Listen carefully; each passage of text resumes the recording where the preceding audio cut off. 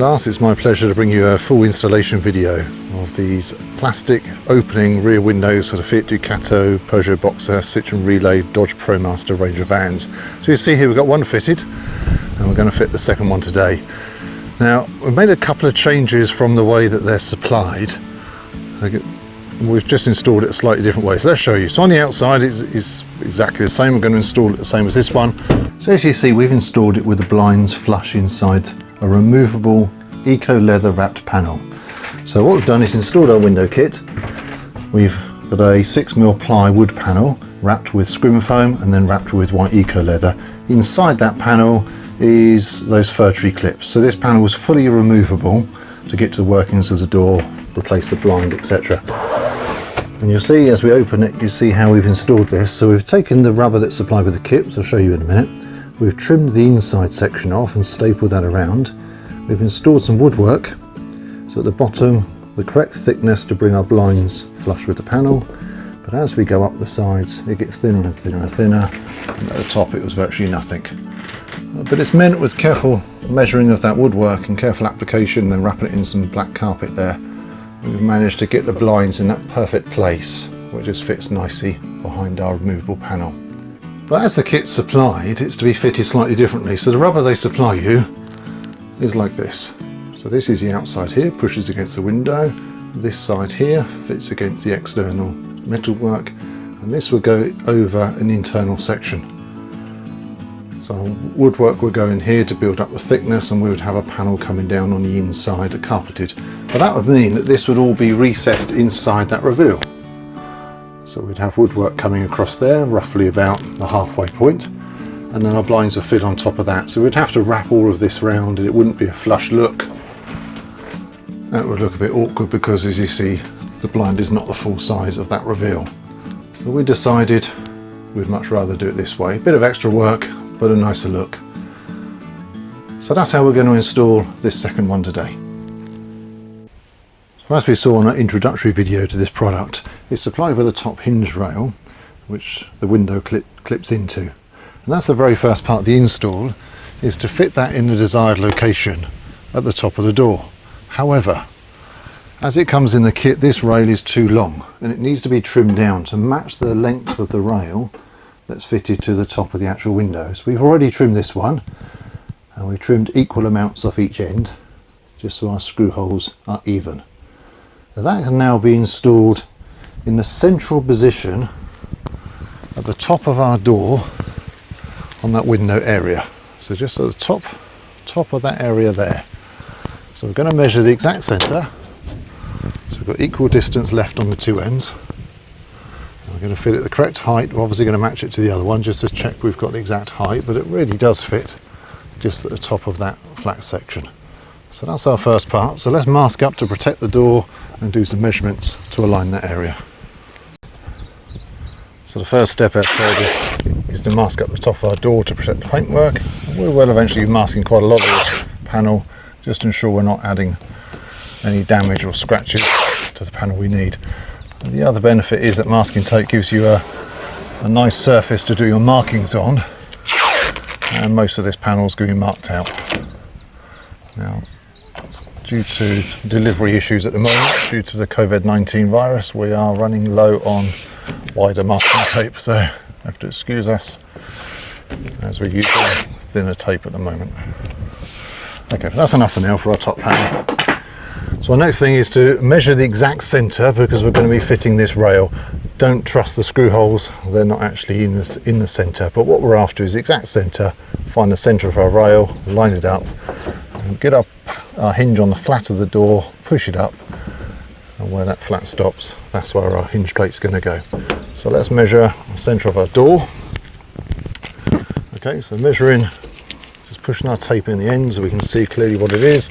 Looking our tape over the metalwork, finding the edge, we are almost exactly 830mm. Half of 830mm is 415. So a 415 mark there. Just to double check that, you can turn the tape measure over, look it on this side. It's better to be sure than to trust your maths and get it wrong. So 415 from the two sides, that's our centre point.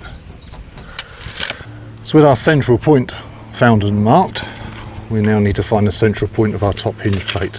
So measuring the length of that, we have 714 mil on this particular one. Half of 714 would be 357. So let's find 357 and put a mark. I've added a bit of masking tape on this hinge plate just to be easier to mark with the pencil. So 357, that's spot on there. And again, better safe than sorry, turn it over, check it again. It's better to double check your maths and try and fill some holes in and correct it later. Okay, so that's our central point. So now we know in our left to right position, we now know where that top hinge plate goes. So it goes exactly there with our two lines marked up. As we put our hinge plate on the flat of the van, we can push it up and it will hit that, just the start of the curve. And that's where we want to fit our plate. So we can now start marking our holes. Depending on the type of screws you're using, depends whether you need to mark and pilot drill these. I always prefer to pilot them. I can guarantee it hasn't slipped and moved. I'm going to give you one word of warning on this one. So normally you would assume, and as we've said, you put the panel on there, push it up to top position, that'd be straight. However, we discovered when doing a right-hand window, that isn't actually always the case. We've had to lower this top hinge plate on the center position to get the side of the window in line with the door properly. So effectively the hinge is not quite that much, but in that position, slightly lower on the inside. So at this point, what I suggest is to only drill a couple of the holes. We're going to do these middle two holes. We're going to secure those, and it allows a bit of adjustment, and we can hang the window on and just find that sweet spot where it fits nicely around all four sides before we firmly fix this on. We're then going to ensure we put some sealer behind this for our final fixing. So let's secure these 2 points here.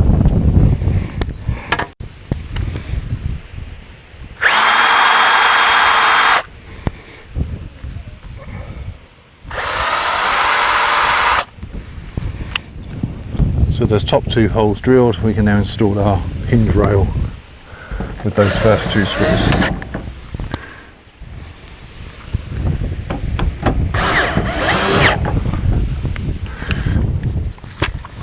Taking off our tape of the hinge plate, we can now test hang our window to see how it fits the opening.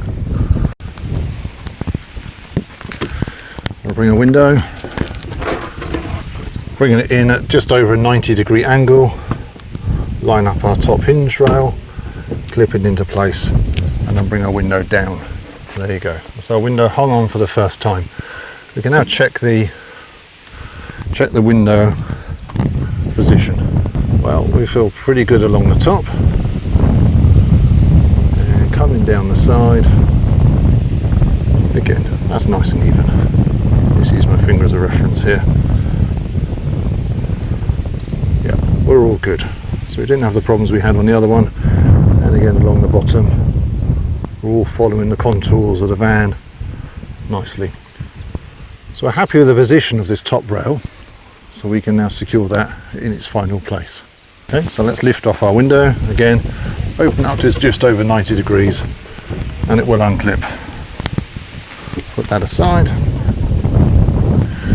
We can now drill out our other 3 holes, knowing that that's the position we're happy with them in.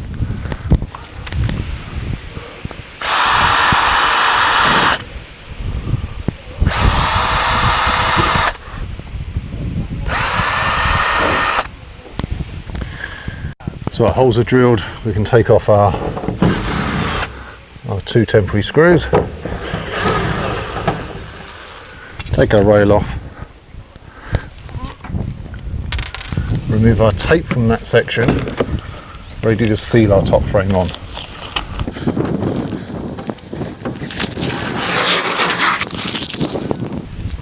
So we're now ready to install our top hinge rail and seal it in place. The reason we want to seal it is because water gets down behind the rail, it will come and leak down the window.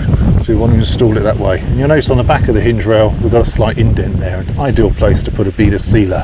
So it also helps secure and stops any rust from our holes that we've drilled. Now for the purpose of this, we're going to use some window bonding sealer, but any sealer, ideally black, because it's a black van, but any sealer would be suitable. Okay, so we've got our top rail fitted with a bead of sealer on the back, and now very carefully we're going to secure our rail on with our fixing screws.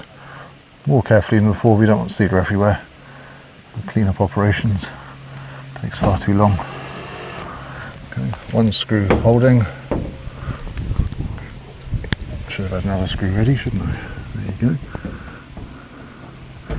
Second screw in. So let's use our original two screws first, because we know they're in a good place. Now we can pop our screws in our additional three holes. That's pulling back nicely. That's pulling back nicely, bedding in the sealer as we go.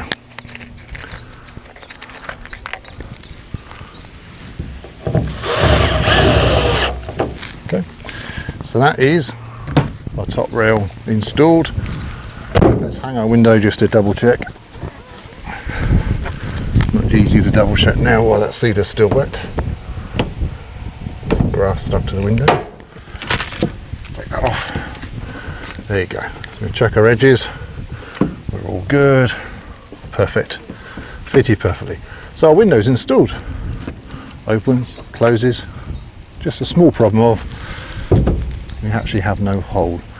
Now this needs to be installed first because we're measuring off that top rail to find our cut marks. So we can now remove our window and put that aside again and start marking out the hole we're actually going to cut. So let's start by putting some more tape on the door.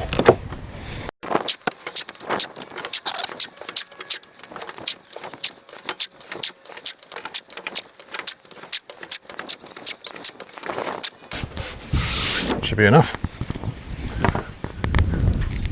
Okay, so it's time to start our measurements. So the diagram that's supplied with the window kit shows that we're 96mm from the top of this rail, which equates the top of the window, is our top of our cut line.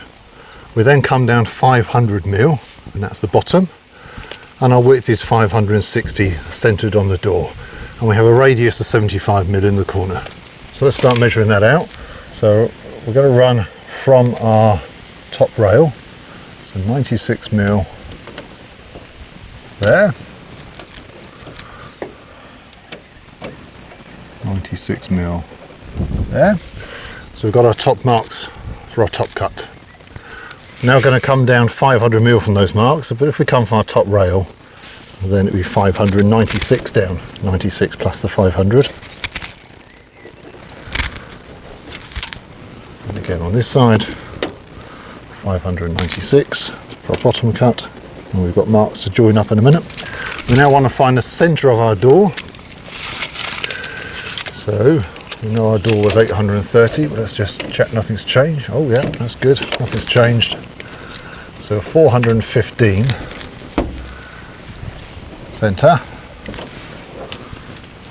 and check the width of the bottom. It's still 830 down there, so 415. That's our centre mark there. So that's our centre mark. We wanted a 560mm width, so we want half of 560 would be 280 each way. 280 that way. Snap my pencil, it's not good. 580 that way. 580 that way. 580 that way. Checking our maths. 560 width.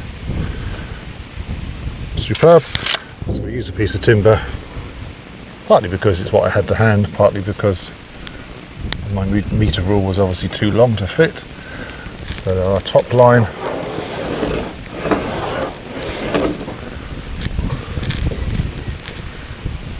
left slide, a little bit harder to do because of the bend in the door.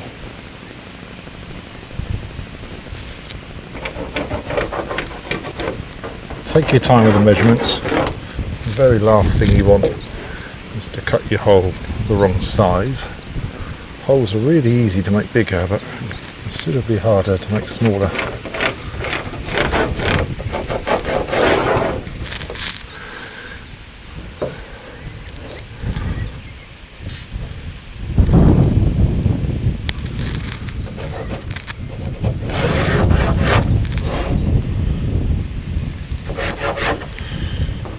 Okay, so what we've got now is a box, and our box should be 560mm wide. Yep, in all positions, 500mm high. Yep, and should be 96mm from the top of the hinge. Yep, okay, so that's our location of our hole. However, we need to radius the corners. The instruction shows that we need a 75mm radius. So the easiest way is to take a compass. So we've taken the compass and we've set that at 75mm. We can now carefully find our corner point.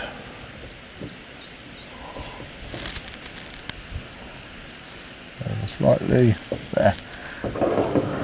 And there's our corner radius. 75mm corner radius, and repeat that for each of the four corners.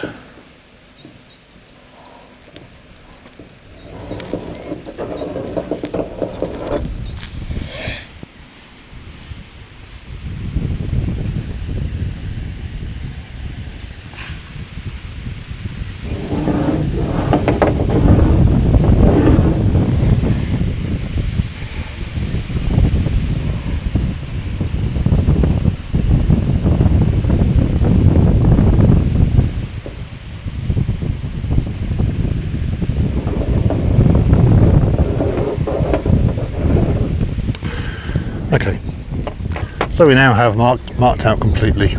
96 on the top, 75mm radius, coming round, radius corners, 500mm height, 560mm width. So ready to cut. Now everyone's got their preference of how to cut sheet metal. This is very thin sheet metal, there's no strength to it. So, you know, from tin snips to angle grinders to proprietary cutters, anything would do that. My personal favourite is the old faithful jigsaw with a sharp metal cutting blade. So the first requirement is to drill a hole to start your cut. So we're going to drill an 8mm hole just to start our jigsaw going, and then we'll cut that out. We'll drill our first hole.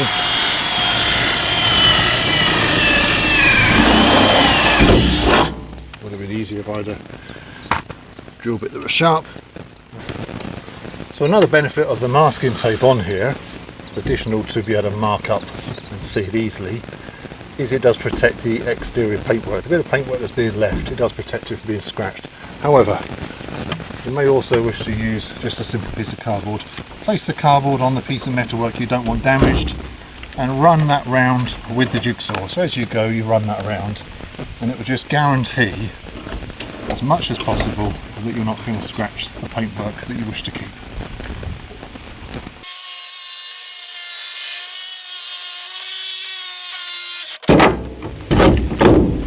So we're done from here to the top. We're going to leave a section on the top there just to hold the panel as we cut, and we're now going to work on the downward and come round to that point from the other direction.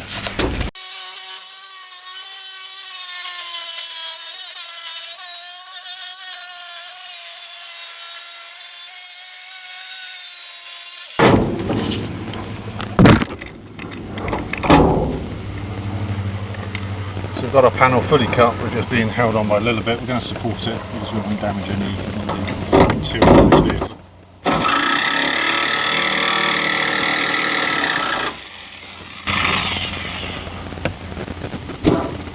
There, we now have the correctly sized hole in the back of the van. Just double check that. Oh, look at that. It would have been really hard to fill that back in again. We can remove our tape, and the cutting part is done. So So when it comes to the internal trimming, we decided to veer away from the insulation kit. So the kit was supplied with a rubber, window reveal rubber, so it goes around the openings. The external will close against this section. That section here will be where the external metalwork will go. There's 30mm thickness of the wall, so from the external panel to the internal trimming will be 30mm, and then that would include whatever finish covering you've got with your finished ply, etc. Now that would unfortunately mean that we're restricted to that 30mm thickness at the top and the bottom. However, the thickness of the door panel is thinner at the top than the bottom, so our blind would be effectively recessed at the bottom and sticking out at the top. That will make it difficult with panelling some of the contours around and how to make that look nice, and we certainly wouldn't achieve the flush finish that we wanted with this build. So we decided to modify it and to go our own route with this. The first thing we did was we took that same rubber and we cut off the internal section. So what we're left with is the external section with the external seal and enough reveal here to staple around our packing, around our window opening. We can then cover that with carpet and trim round. That allows us to have a different thickness at the top than the bottom, so it allows us to fit our blind so that it's flush with the top, with the door at the top and at the bottom, which means a wedge shaped piece on the two sides. So the next step is to make a panel. So this is what our blinds will fit to. That will go out almost flush at the top and come out a considerable amount at the bottom, and then our blinds fit to that, fit flush with the panel as we see with our other one. Then our finished panel can go over the top and be a nice tight fit against our blind. So we could either, so we need to know how big our wedges are, we can either put our packing piece on, which is 5mm ply in this case, put our blinds on, take a straight edge and measure each corner, find out what the gap there is, which is just a few mil at most, and at the bottom, which is a lot more. However, if you're like me and you're only born with 2 arms and hands, well then you might just have to revert to some maths. So we can take all that off, get our straight edge, a straight piece of wood, measure from the inside of that wood back to the inside of our door, which is 43mm in this case at the top, and considerably more at the bottom, 75 at the bottom, and then subtract the 5mm for our ply, the 32mm for our blind, plus just a couple of millimeters for our finished carpet, which is going to wrap round as we saw on the other door. So we're going to take that figure, subtract 5mm ply, 32mm blind, and 2mm for our finished carpet, which the blind is going to screw onto. So let's make those wedge pieces. So we've now got the packing fitted in place. We've got it sealed on, screwed on and bonded around the edge. We've also covered the bare metal edging all the way around. So you see it's considerably thicker at the bottom. It goes down to basically nothing at the top there. So as we put the blind on now, we put the blind onto here, it's nice and flush, just a millimetre or so below this level. So by the time we carpet this now, we can wrap that round and carpet that and put the blind on. Excuse the sealer on my hands, I'm sealing this on. It fits flush there and again at the top.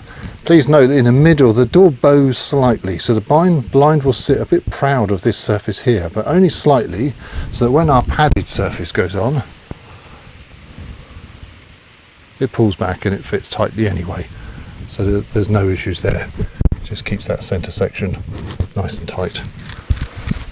So that's the look we're after. That's where we are for now. So the next thing is to fit our rubber. So our rubber's going to come around the outside. It's going to come round with the internal cut off. It's going to be stapled along here. As it gets to the top, it will need to be cut down because there's less there to staple into, obviously. So our rubber can be fitted. Once our rubber's fitted, then our carpet can lip under that edge of the rubber and come down and cover this. Bear in mind, you'll only see this when you have the blind open, you're looking through the reveal, and then the blind can be fitted, and then it's ready for our panel to go on top. So let's move on to the next step of fitting our rubber. So we're going to fit our rubber now. We're going to start from the bottom. the centre of the bottom, because that means that the catch is going to cover the joint on the inside, and obviously that's the point where the leak would be the least important. So a joint anywhere else could potentially cause an issue with the leak. Down here it's not a problem. So one at a time, we're just going to take our tape off, lose that, push our rubber firmly back, and then apply a staple to hold it. I'm just going to patiently work around the door, securing our rubber in place.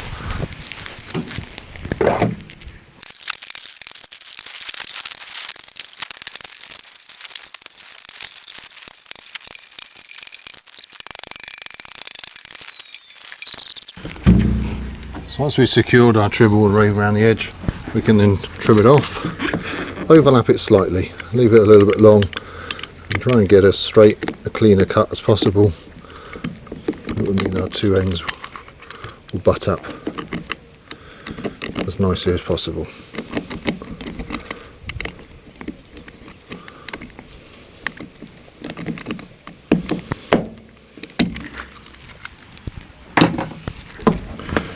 And then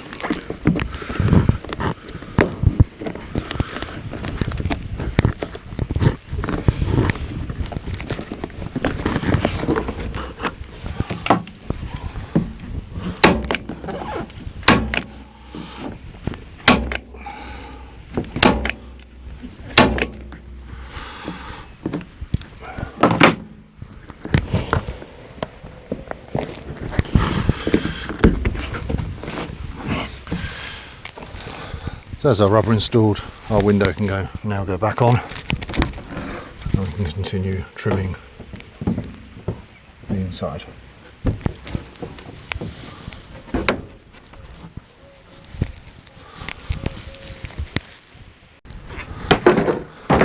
So we've now installed the rubber, and we've installed the stretched carpet, which dresses up this area you would see behind the blind. Lots of sealer on my hands now. So our next job is to install the catches. So we have the lower catch here, and we have rams fitted to the side catches. Once we've installed those, we can then install the blind. So the blind literally screws to that section. The only bit of that carpet you see is down in these gaps now. So the blind was installed like that, and as we see, we're now running flush. It's hard to see with the camera angle, but flush with the edge of the door, so when the panel goes on, it can be fitted nicely around that blind panel. So let's get these catches and the blinds installed.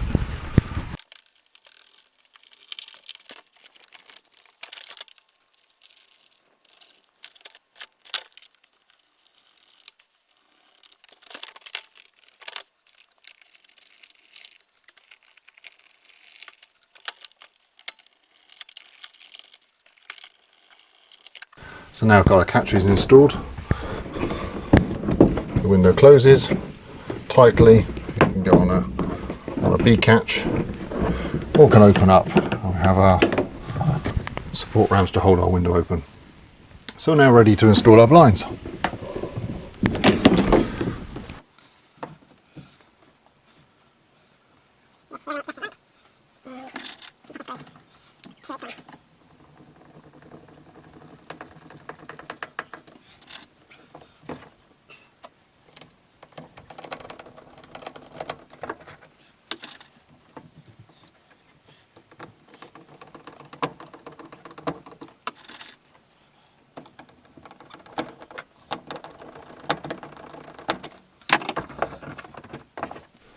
So our blind's now installed. We can check it functions. Blind screen. So we can now move on to installing our surround. So the next step is to start boarding out the internals. So what we've done is made a cardboard template that fit the door and fit it against the rubber nicely, and then transferred that onto 5mm ply. So we've got our board just loosely screwed in position. We now need to mark out the window opening. So for that we come to the outside,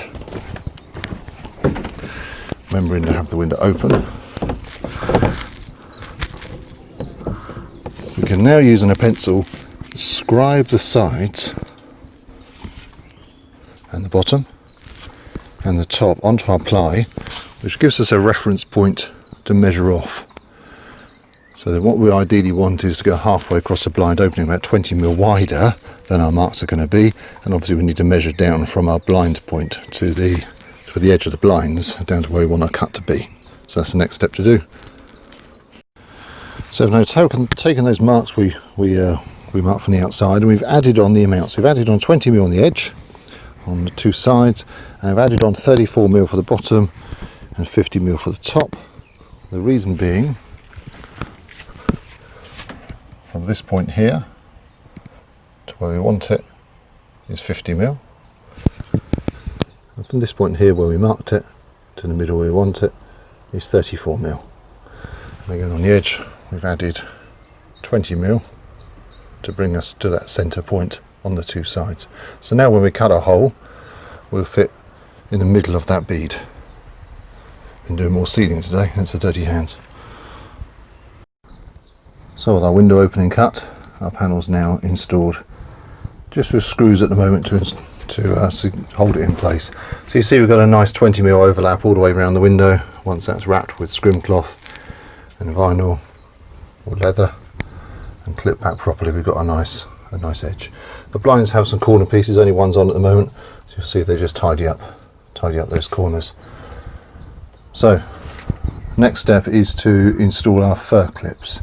So with our panel firmly secured in place with enough screws just to help it contour to the door, we can now take an 8mm drill bit, if we use an 8mm fur clips that is,